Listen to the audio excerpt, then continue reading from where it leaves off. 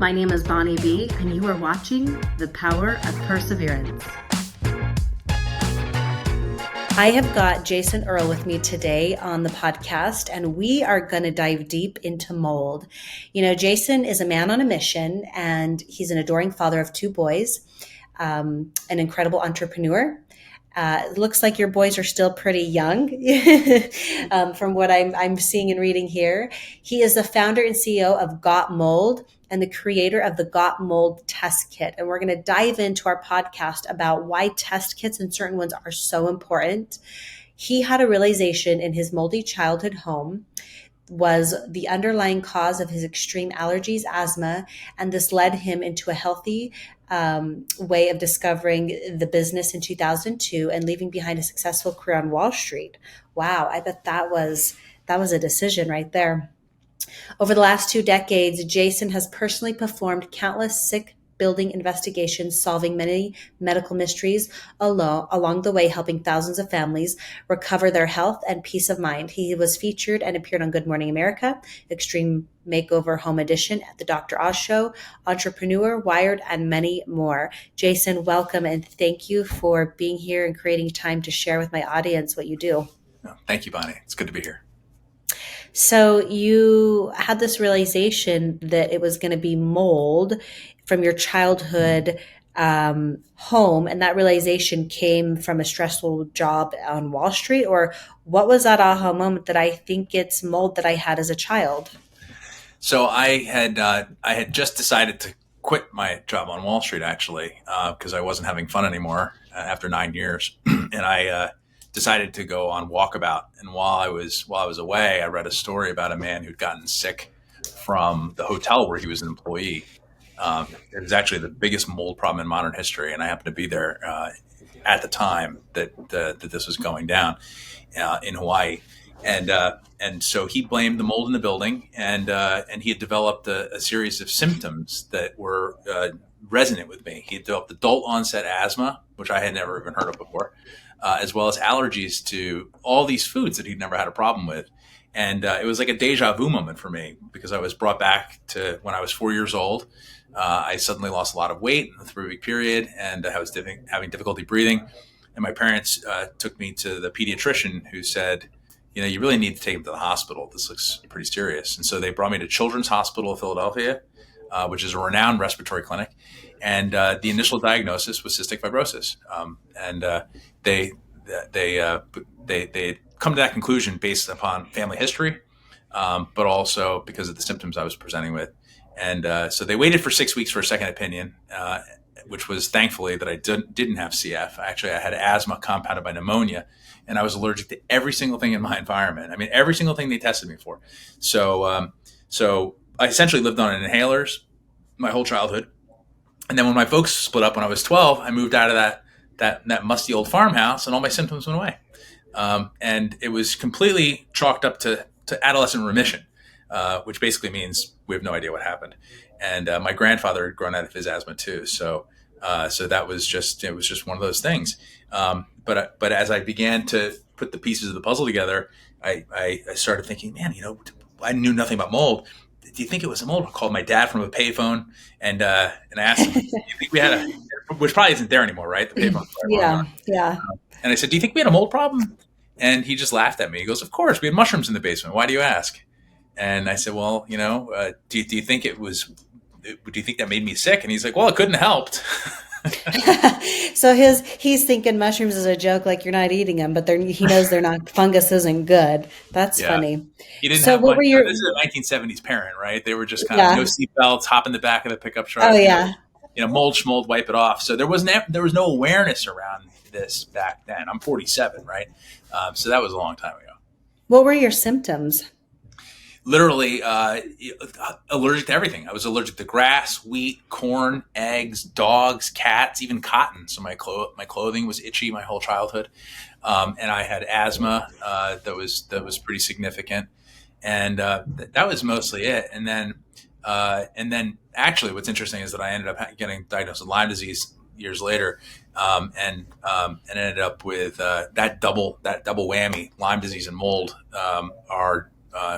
it's like a Venn diagram And then I ended up with a lot of brain fog and all of that. But the mold really put my immune system on high alert, is the way I describe it. The chronic exposure to the musty smell and all the metabolic byproducts of mold growth indoors essentially had my immune system primed for reactivity.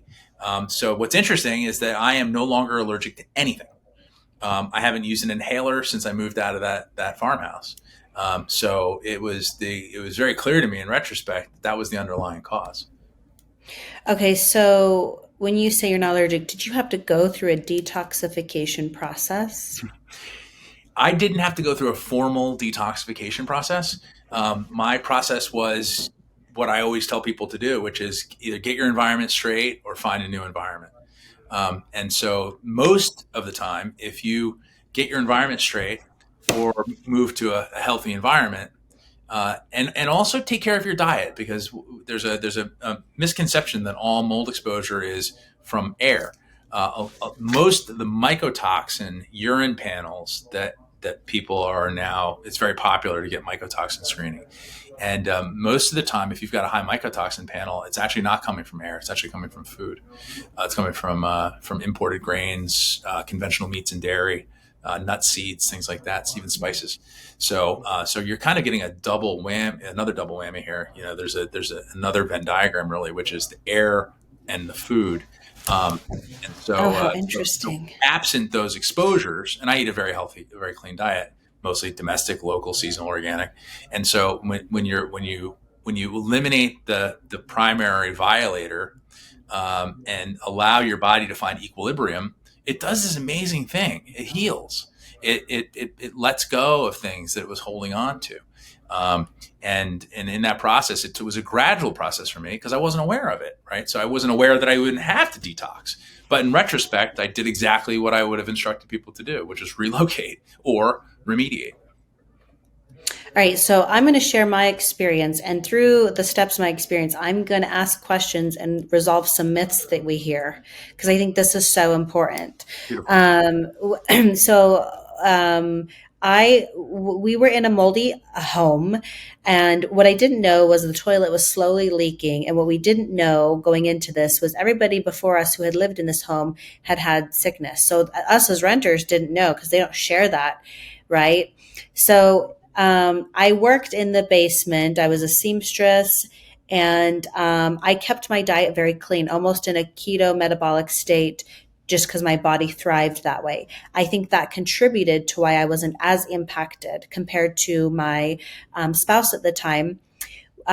He had the mold. We had the mold in the laundry room and we had it in the bathroom, and it was black mold. So we call our landlord and we say, hey, what is going on? How do we get rid of this? And he said, oh, it's probably just leaky water. So they fixed the leaks, but the mold was still there.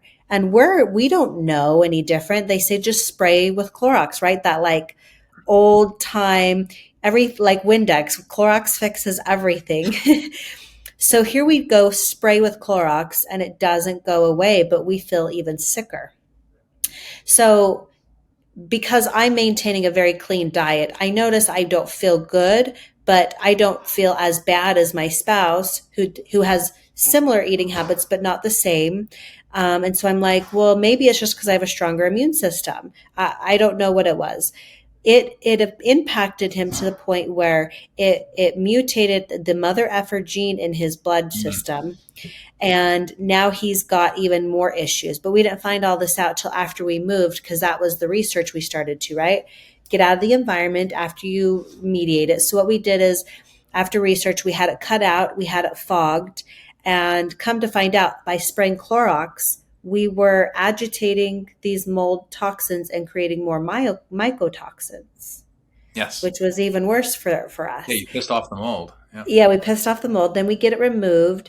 And even then, even after you remove it, I guess you still can't really remove mold. It's like a permanent thing because it's so small. Yeah, I mean, if it's not cleaned properly, the problem is that oftentimes remediation contractors or people who who put their shingle out as a remediation contractor, they make up their own processes. They don't follow the industry standard, and they use things like fogs, unfortunately, which all a fog does is precipitate particles. It's the idea Okay. that it knocks them down, and oftentimes they're using chemicals that they're supposed to quote unquote kill mold, but you don't need to kill mold. You just need to remove it. And so by adding those chemicals, what you're doing is actually adding a chemical load to the building. And also, antimicrobials have a really, just like antibiotics, which I often refer to as weapons of mass destruction. You think about using antibiotics on your building. That's what you're doing when you're Oh, using, how interesting. right. And so our buildings, just like our bodies, have a microbiome, and there's a direct and inverse relationship between microbial diversity and things like asthma, allergies, autoimmune disease, and even autism. So what that means is that buildings with a very high microbial diversity, which means lots of critters, microbial and otherwise, actually, the numbers are very clear. There are much lower cases of asthma, allergies, and autoimmune disease. And the opposite is also true, where there's a low microbial diversity through hypersanitization, usually, or overuse, believe it or not, of HEPA vacuums and HEPA filters, and the failure to bring nature back in, which means people don't open their windows. Then what happens is those homes have a much higher case of asthma, allergies, and autoimmune disease. And so what happens often is these companies are using sprays and chemicals to knock the spores down or to quote unquote kill them, but they're not removing them. They're not vacuuming up all of the resultant dust that's accumulated on these surfaces and wiping them down. Remediation is about removing mold, removing the mold, first of all, fixing the water problem, whatever that Yeah. is, and then removing the materials that can't be cleaned, and then cleaning all the surfaces in the air so that the environment is restored to a quote unquote normal condition. Not sterile, not mold free. We actually need mold in our lives. We need mold spores in our air, believe it or not. They're hormetic stressors. They actually teach your body what's normal. What you don't want is any of them growing in your house. So high Yeah. microbial diversity, but no growth. And so what that means is it's really all about moisture control. So through the process, when we get to detoxification, you get out of your environment, you get the mold cleaned. Now the myth is you can never get the microtoxins out of your body and they're going to cause you to be sick forever. And so I'm almost like, but is that true? Because you do need some molds. Once you're out of the environment, you do start to get well. So how crucial is it to a detoxification, and do they really stay embedded in your DNA? Like what really is happening there that you learned?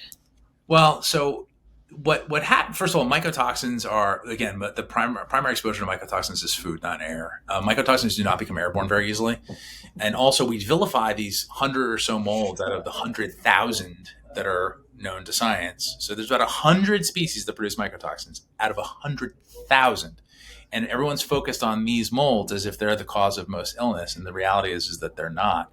Whereas in contrast, all molds produce the musty smell, the microbial Yeah. VOCs. Now, most people listening to this will know of VOCs, which are volatile organic compounds. These compounds can be, common VOCs, man-made VOCs, are like formaldehyde, which is a group 1 carcinogen, benzene, toluene, the components of gasoline, even alcohol, which is probably the most popular VOC. And what we know about VOCs is that they're carcinogens. They also cause cognitive impairment. That's why a lot of people do this intentionally with alcohol. But if you've ever been in a building like a paint store, you can get dizzy, and so the musty smell is made by all molds and can have the same impact. In fact, most mold-related illness presents first as cognitive impairment. And so that's not coming from mycotoxins, most likely. Most likely that's coming from the VOCs. And what's interesting is that there's a sensitivity that's actually developed by people who have these chronic exposures. And it's actually most likely, because this is still kind of poorly understood, there are nerves in your face called the trigeminal nerves, and they're in your eyes and your sinuses and your mouth and your throat, and they have the ability to sense environmental factors like pressure and things like that, but also chemicals in very, very small amounts, as much as 10 logs below the odor threshold. So it's super, super sensitive. I mean, like the ultimate sensory. Forget about dogs. I mean, we have this amazing sensory array in our face. And when we detect these pollutants, it goes right to the brain and it kicks off an inflammatory cascade. And so a lot of times when people say that they're not getting better, is that they've been hypersensitized. And so anytime they're exposed to any of these chemicals, they can be man-made too. A lot of people with mold exposure end up chemically sensitive, so they can't be around fragrances, and they can't be around, they can't go into the hardware store or the dry cleaner. And so there's a lot of cross sensitivity that's developed through mold exposure. So people conflate these ideas. They, mycotoxins, and everyone makes up these stories, and a lot of the practitioners are passing these stories along. But the reality is that it's complex.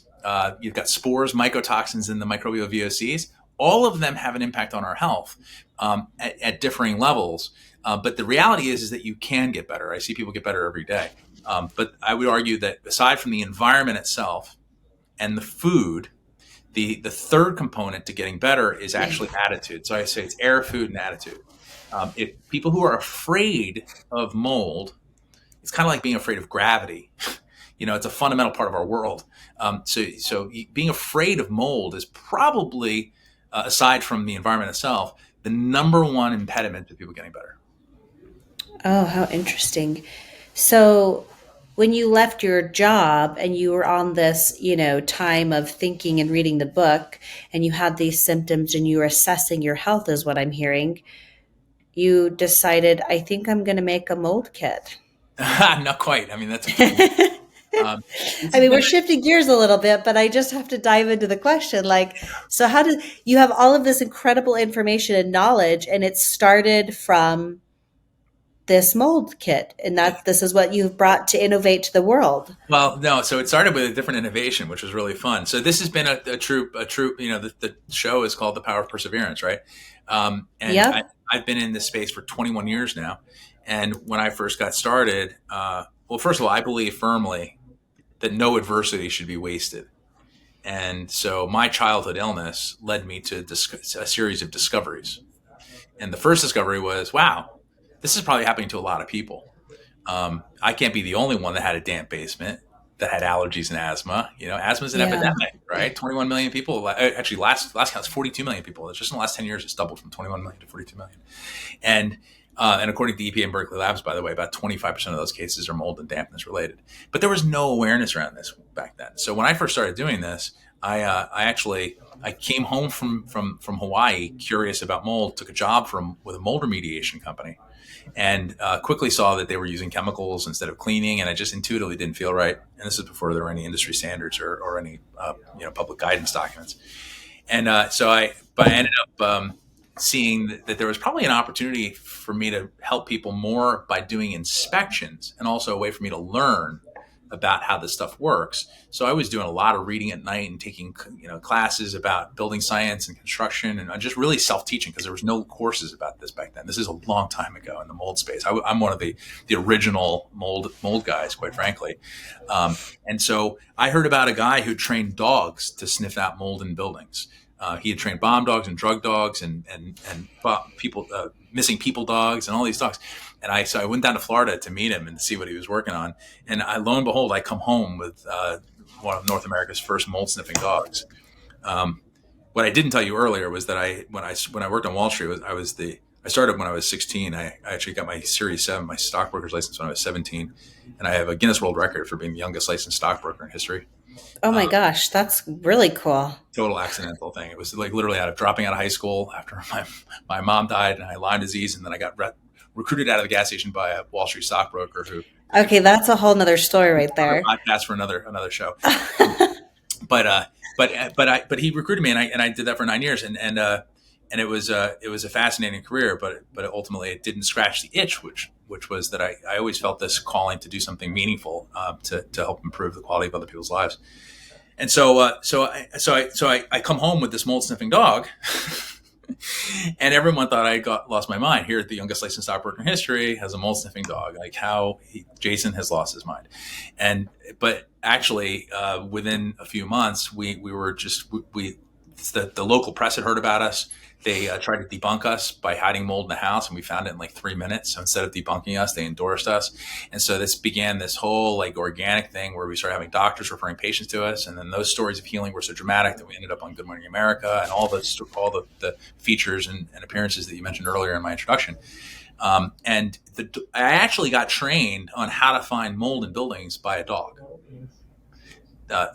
My dog Oreo literally showed me where mold is in buildings. So I got this amazing education because of all this national press we had. My phone rang off the hook. I never had to advertise, and we were busier than I could ever be. I was doing 4 and 5 inspections a day at one point, which is Wow. but I was doing it by being led around by my sweet pup, and so I began just developing a really strong knowledge base, seeing how buildings fail. And when you see how buildings are built a certain way, there's a lot of patterns that you see. And then also by remediating and also looking at all the test data, collecting air samples and surface samples, you do that enough and you start to see that, wow, if this happens, then people get better. And if this happens, people don't get better.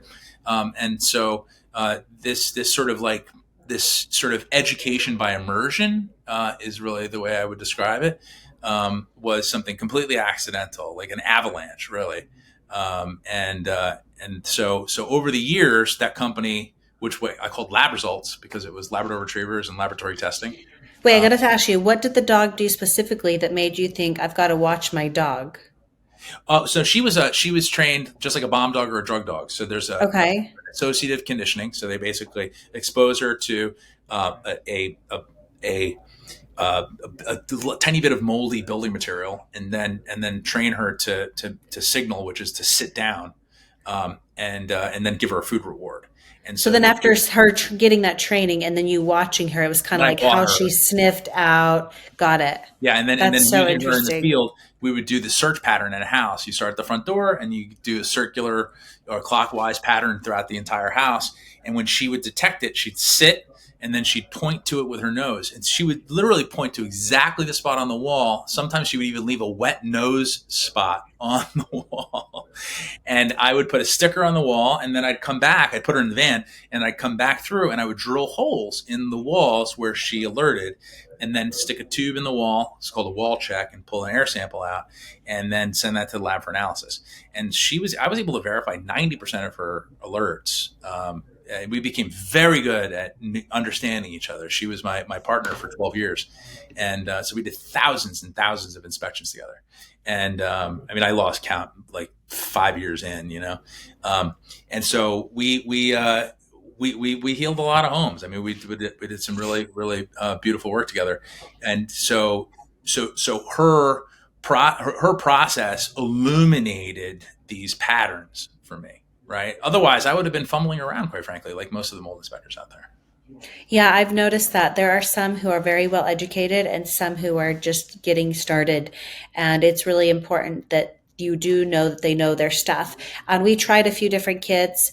So, what makes your kit so different? Well, so what happened was with the lab results became the company lab results became 1-800 got mold. My mold inspection company. And so I ran that for another 10 years. And then over time, I became frustrated with the fact that most people who needed mold testing, needed a mold inspection, couldn't afford it. An average inspection is going to be $1,500 or Yeah, more they're by a expensive. They're not cheap. qualified, yeah, by a qualified professional, you're going to pay. It's just like anything else. You wouldn't go to a discount heart surgeon, and there's very few things that are more important than the health and the environment within your home in terms of you know, in terms of longevity and health and vitality. But we had to turn away tons of renters and people on a budget and single moms and anyone outside of our coverage area. And so that's what led me to the creation of the Gotmol test kit. And this test kit, compared to your competitors, what is it you do differently? Oh gosh, I mean, what we did when I decided to create this thing, what I did was I looked at all the test kits that were out there, and I said, well, what's good about them and what's bad about them. I just did it was almost like an MBA project, right? I did a Yeah. competitive analysis. I looked at what was out there, and I couldn't find anything that I could recommend. That's why we created it, um, and and I just systematically designed our kit around all the weaknesses that I found in all the other ones. So we used the same air sampling technology that's used by professionals nationwide. They're called spore traps, and so they're these cassettes that are act like almost like filters. And that usually you have to have a professional come over and collect those samples on an air sampling pump on a tripod, and that's one of the things that makes it so expensive. But I figured out how to make an air sampling pump that doesn't require all that stuff. So this is our air sampling pump. This duplicates Oh, how interesting. $1,000 device exactly. We make it for a whole lot less than that, and it interfaces with these cassettes, which are the spore traps. So this is a vacuum pump. It pulls air through these cassettes. It runs for 5 minutes. You do an outside air sample, and then you sample the indoor air, and then you submit them through a prepaid mailer that comes with our kit, which you see behind me over here. And that goes right to our lab partner, and then they do the analysis, and then they send us the data, and then we disperse it to the customer with a really nicely formatted report that has a color-coded cover page: green, yellow, orange, red indicator for each sample, the actual lab data organized in a really easy to understand fashion, and then some action steps on how to find an inspector or remediator in your area. So what we did was we made it affordable. So our kits start at $199 for a 1 room kit, $249 for a 2 room kit, $299 for a 3 room kit. All lab fees and shipping are included. So we also made it easy. And then we also partnered with the number 1 lab in the country. So our results are the best you could possibly ask for. We have the highest quality, low cost kit that's out there. And then also the pump, you get to keep it, which is nice because when you buy it, you get to keep this, and then you can buy refills. So if you want to test again, you can buy refills for $149 for a 1 room kit, so $50 less. $199 for a 2 room and $249 for a 3 room. And so the idea here is to encourage people to be proactive about this, and also to lend this to a friend. So people can test for less. And so you can test 4 times in a calendar year for less than the cost of a professional inspection. Well, so just looking on your website, there's so many incredible learning resources under your Learning Center tool, blogs. You really take the time to put some blogs on here to really put some light on this. So I guess what I'm hearing you say is if your symptoms, you feel like it might be your environment, get a mold test and start there. I would say that you have to look at air as a foundational element of health. There are 5 basic human needs: Yeah. air, water, food, shelter, and sunlight. And you could argue that mold affects 2 of those, right? Shelter and air. And what's interesting about air, unlike water, food, and sunlight, which you are tactile and you kind of have to do it. You have to go outside. You have to eat food. You have to drink water. Air, you just breathe, and so it's the thing that you can actually live without for the shortest period of time of those 5 things, right? You can live without sunlight for a long time. You can live without shelter for a long time. You can live without food for weeks, water for days, but air, 3 minutes. And so, it's the thing we think about last. It's an afterthought, probably because we're so close to it. Kind of like how you can't smell your own breath unless it's really bad. Well, you don't really know it's there. It's really Yeah, you bad. don't know it's there till it's there. Right. It's like hiding in plain sight, right Oh, at the tip of your nose, right?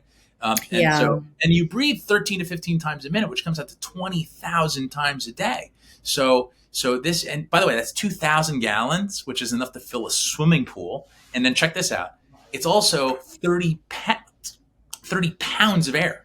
So if you can get your mind around that. So Oh man, 30 pounds of air it's is, you only drink 4 pounds of water every day if you drink 8 glasses. So you're literally, the air you breathe is your single largest environmental exposure.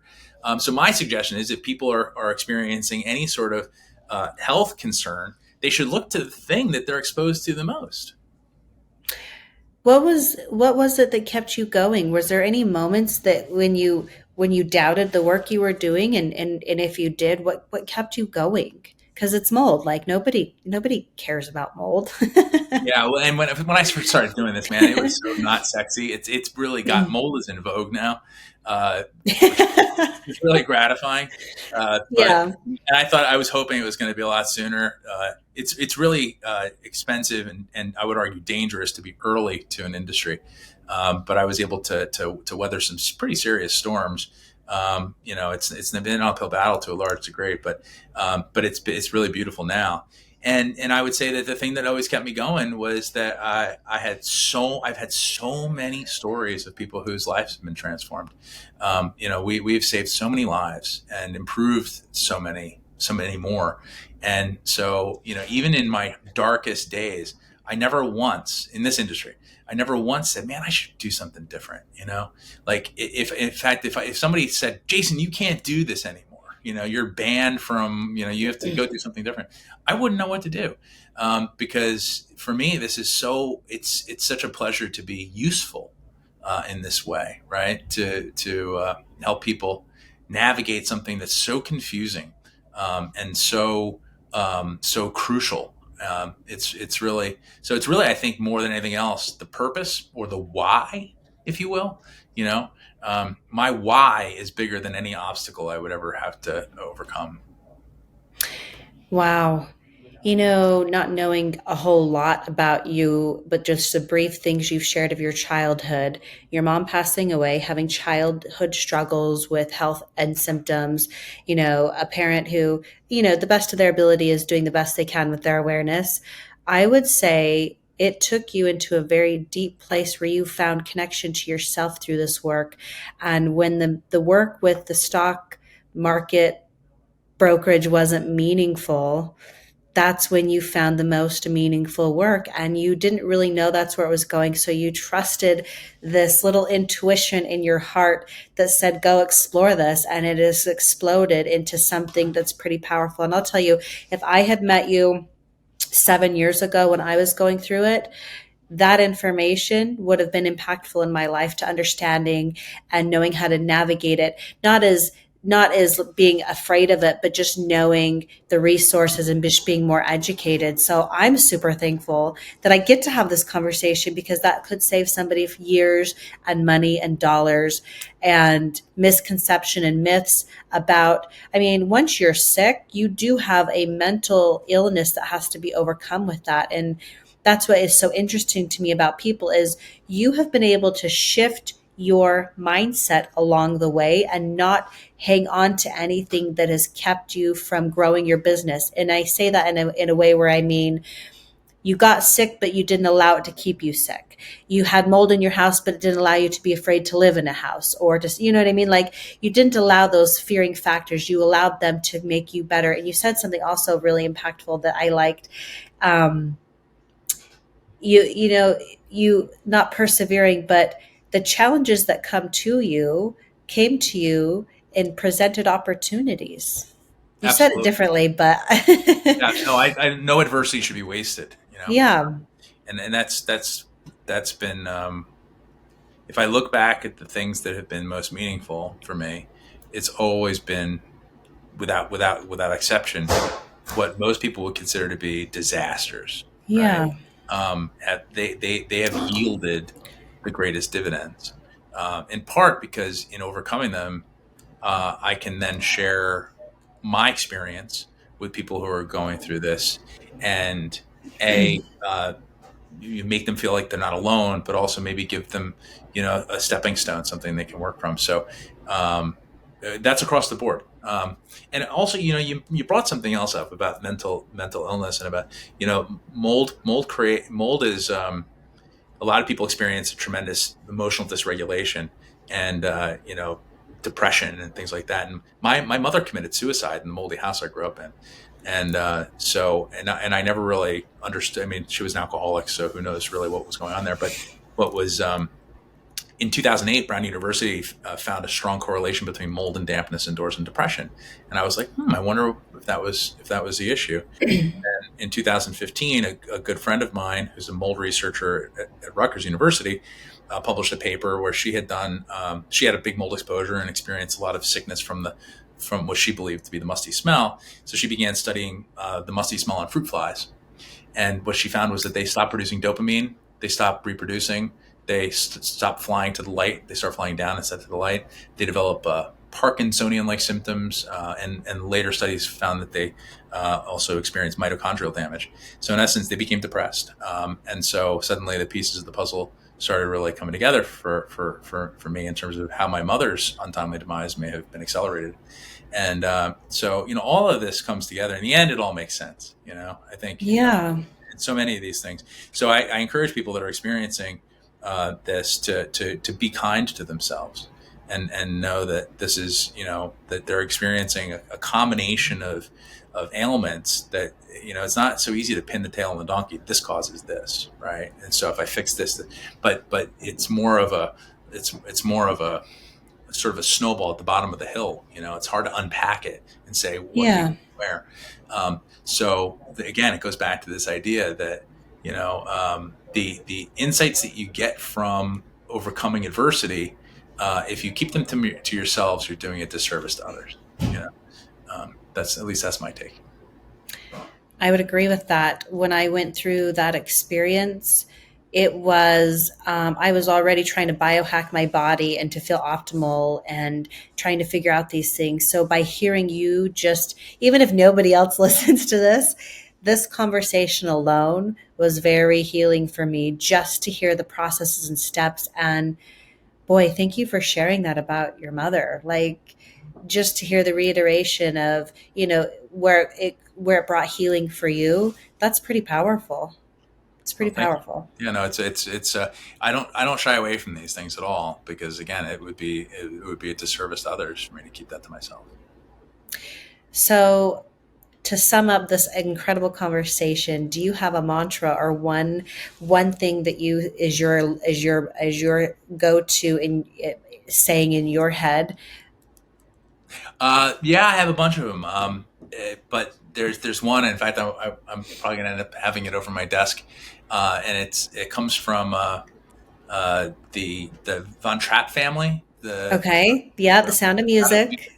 So they had a lodge in Vermont, actually, when they came over after World War II. That a family lodge, and it burned to the ground shortly after they'd finished it. And then they were able to somehow or another scrap together the money to rebuild it. And one of their friends sent them over a rug that they kept in their foyer. And in Latin, it said "Nec aspera terrent," and it means "fear not adversity." And so, for me, that's my. You could say it's a mantra. As even if I say that right now, I get a little bit misty-eyed. But we fear adversity, but yet I don't know. That's where the growth comes from. You go to the gym and you put extra weight on. The more weight, the more the growth. Right? This is a very simple thing. And we do cold exposure and we do all these things to create synthetic adversity. But yet, when nature gives it to us, or the universe gives it to us, we go, "Oh, I'm a victim." I had such a hard life. Well, we're here to grow, and we grow against things. Trees grow against gravity. The tree that grows on that cliff edge. You see these bonsai-like trees and Japanese paintings, and they're growing on this craggy. That's the wind is the adversity that's come from that exposure to the elements that gives that tree, which if it were grown in a greenhouse would be this spindly, thin little thing that would fall over with one swift wind. But yet that same DNA growing on a cliffside grows into this beautiful tree of character, right? This hardy creature. So "Nec aspera terrent," fear not adversity. I love that. Thank you so much. Thank you. Thank you for listening to today's episode. If you like what you heard, please share it and help us keep the conversation going. We can't grow without you. So, thank you in advance for your support of Power of Perseverance.